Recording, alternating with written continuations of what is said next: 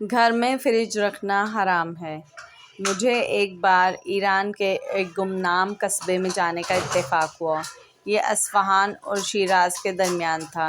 میں اس کا نام بھول گیا ہوں۔ مجھے وہاں رات گزارنا پڑ گئی۔ میں یہ جان کر حیران رہ گیا، پورے قصبے میں فریج نہیں تھا۔ میزبان نے بتایا، ہم خوراک کو فریج میں رکھنا گناہ تصور کرتے ہیں۔ میں حیران رہ گیا۔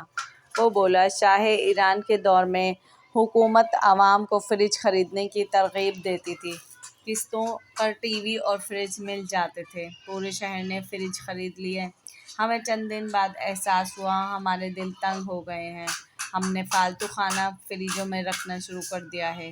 لوگ اس سے پہلے اضافی کھانا ضرورت مندوں یا ہمسایوں میں بانٹ دیا کرتے تھے۔ ہم میں سے ہر شخص اپنی ڈش ہمسائے کے گھر بھجواتا تھا اور ہمسائے اپنا کھانا ہمیں دیتے تھے۔ فریج نے میزبانی اور محبت کا یہ سلسلہ روک دیا ہے۔ ہمارے امام صاحب نے ایک دن پورے شہر کو اکٹھا کیا اور فریج کو حرام قرار دیا۔ حکومت نے بہت زور لگایا، لیکن ہم لوگوں نے اپنے فریج بیچ دیے یا پھر اپنے دور دراز کے رشتہ داروں کو دے دیے۔ وہ دن ہے اور آج کا دن ہے، ہمارے قصبے میں فریج واپس نہیں آیا۔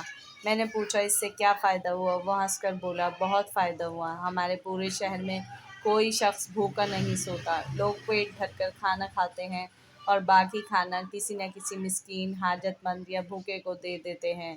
ہم لوگ ہمسایوں میں بھی کھانا بانٹتے ہیں۔ یوں پورے شہر میں کوئی بھوکا نہیں رہتا۔ ویڈیو پسند آئے تو لائک، شیئر اینڈ سبسکرائب کریں۔ شکریہ۔